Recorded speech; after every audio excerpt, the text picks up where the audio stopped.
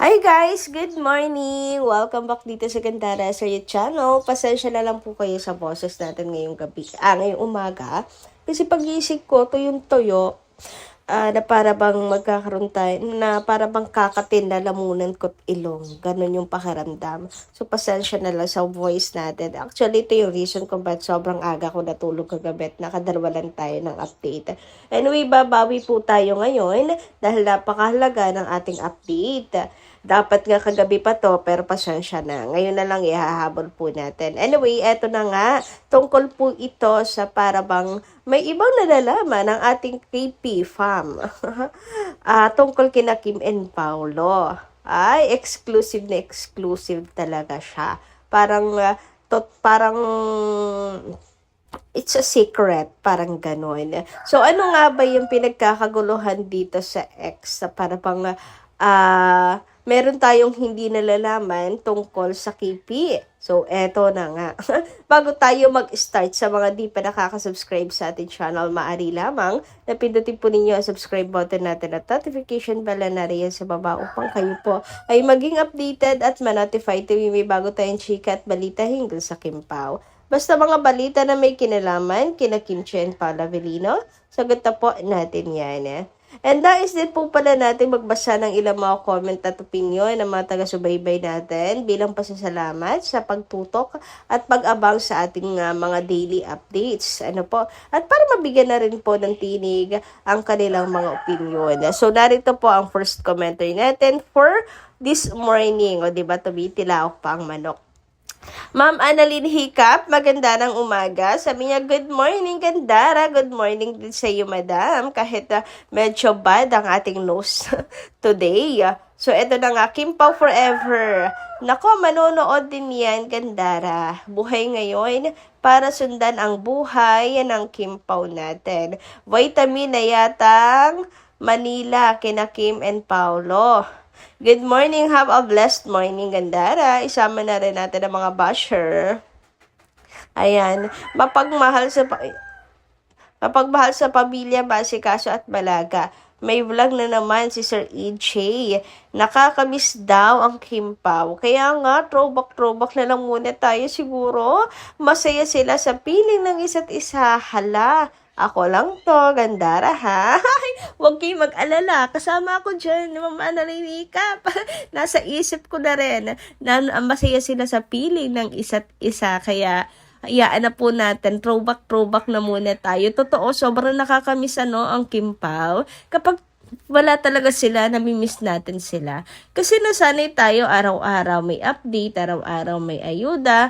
Pero kung it means naman na happy sila, na okay po sila, na nakakapagpahinga po sila, okay na rin, wala na rin pong problema, di ba mga kakimpaw? Kaya naman natin magtiis sa mga throwback, kasi hindi naman po nakakasawa panoorin ng mga old videos ng Kim Pao. Actually, mas nakakakilig kasi na babalik tayo sa katotohanan na noon pa man talaga, even na hindi pa sila magkatambal, mayroon na pong connection ang isa't isa. Uy, may red string na. Charat!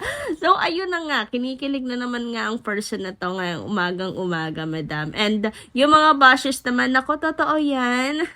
Isa na rin po ata sa vitamins nila ang Kim Pao. Yung tipong hindi sila masigla kapag hindi po nila nababantayan ang buhay ng Kim Pao. Kaya hayaan na lang din po natin sila. Kaya nga patuloy din po ang blessings kina Kim and Paolo. Kasi dagdag din po sila sa publicity at viewers engagement ng Kim Pao, di ba? Check. Totoong-totoo yan mga ka-Kim Pao.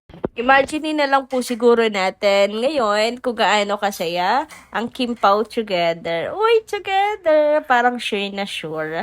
Anyway, dumako naman tayo ngayon. Yan, nangangating ilong natin. Dumako naman po tayo ngayon sa second comment natin na si Ma'am Mila Carillo. Shoutout po sa inyo, madam, at magandang gabi. Sabi niya, Ma'am Gandara, thank you sa ayuda ng Kim Pao. Masaya kami sa aming pananahimik namin, mga senior. Tapat at tiwala naman namin, Kim Pao. Ito ang magandang sagot ng Kim Pao. Masaya sila sa kanilang future. Balang araw, magandang hinaharap nilang dalawa. Huwag pansinin ng mga basher, basta masaya ang Kim Pao, masaya na rin kami. Congrats sa support, mga ka-Kim Pao, Solid Senior, kapag handa kami sumuporta hanggang dulo yan. Thanks God, gabayan mo ang Kim Pao sa kanilang pagsasama. Uy, sa kanilang pagsasama na para bang itinali na ng Diyos ang Kim Pao. Talaga naman sa kanilang pagsasama na para bang bagong kasal ang peg, Madam Mila Carillo, ha? Anyway, yun nga, sana po ay gabayan po nila parati ang Kim Pao. So, nandito lang kami, taga-subaybay sa Di Alibay. Napakaganda panoorin. Kami mga senior, solid fine senior, ilang beses namin pinanood ang Di Alibay. Saludo kami sa Kim Pao. Bless you always. Have a good work, Kim Pao. Proud na panood kami hanggang dulo. Thank you so much sa pagsuporta, Mamila Carillo. And marami nga po ang mga seniors ngayon na natutuwa na napapanood na sa Free TV ang Di Alibay. Excited nga sila, gusto lagi nilang makita sa screen si Kimi.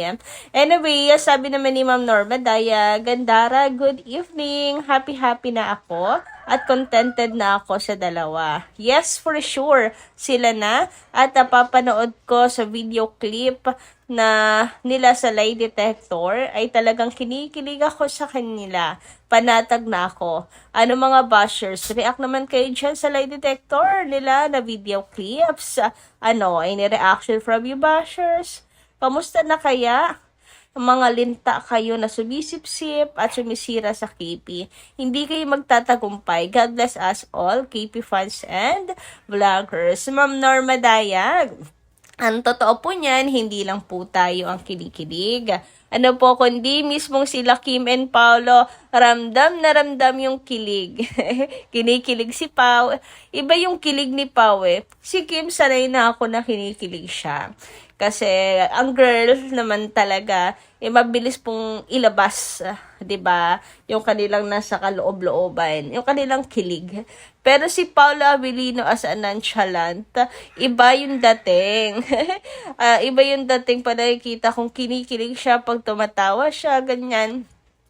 Kaya makikita mo full of love, full of kilig, full of chemistry talaga yung lie detector test na yun. Kaya one of the best ayuda fan service na ginawa po ng KP. Ay, grabe naman nga yun. Sobra. Sana nga po ay masundan ulit another lie detector test. Tapos tanungin kung kayo na ba talaga? Huy, para yes or no lang isasagot. Tapos malaman natin kung nagkinasunungaling o hindi. Nagpapalusot o hindi. Di ba? Charot lang. Grabe namang pananakol sa Kim Pao yun. Lalabas at lalabas din ang totoo.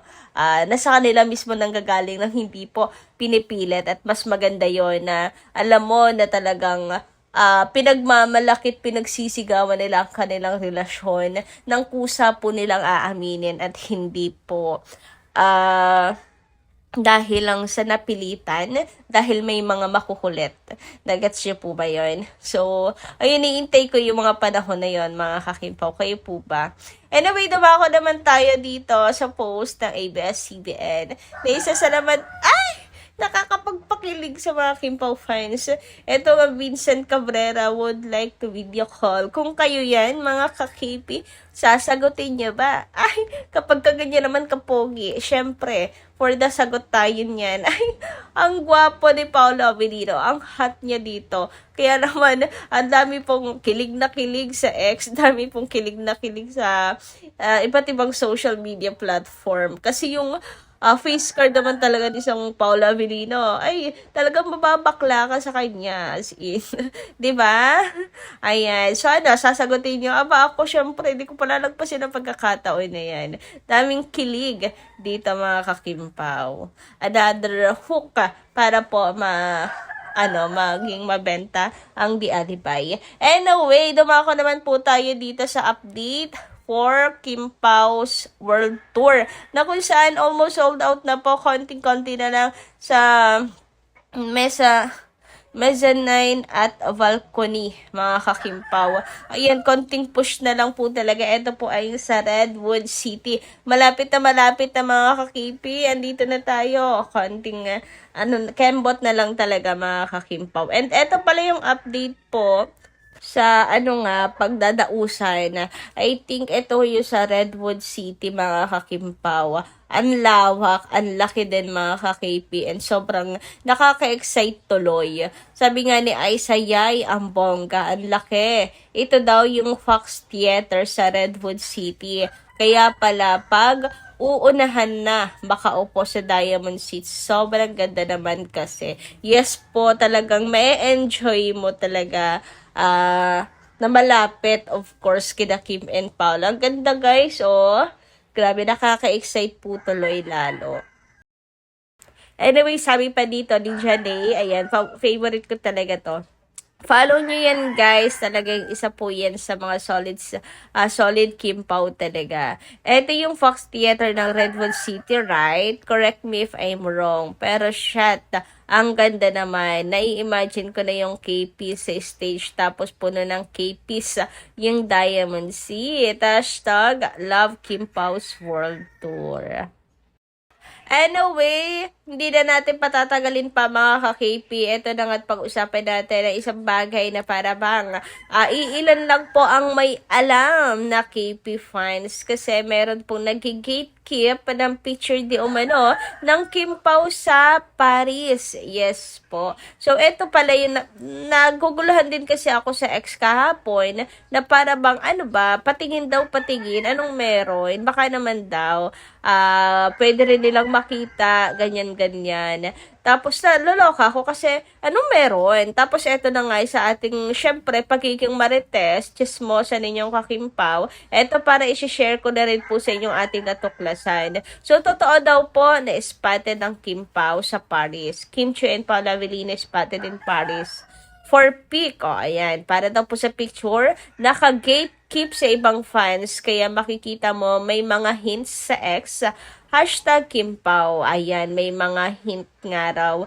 Talaga, oo, marami talagang mga hint po sa X na nakikita po natin. Pero sayang kasi naka-gatekeep sa ibang KP fans yung picture. Pero okay na rin for privacy nila ng Kim Pao, 'di ba?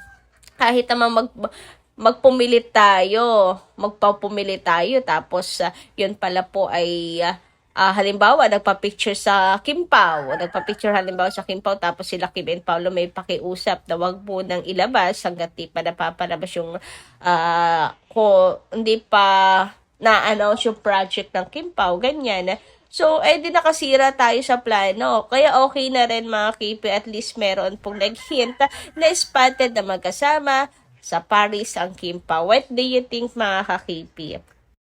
So, yun lang po muna ng ating update. Maraming salamat po, guys, sa inyong pakikiligan. Kita-kits po tayo muli sa mga susunod. Parating chika. Maraming salamat at ingat po kayo palagi.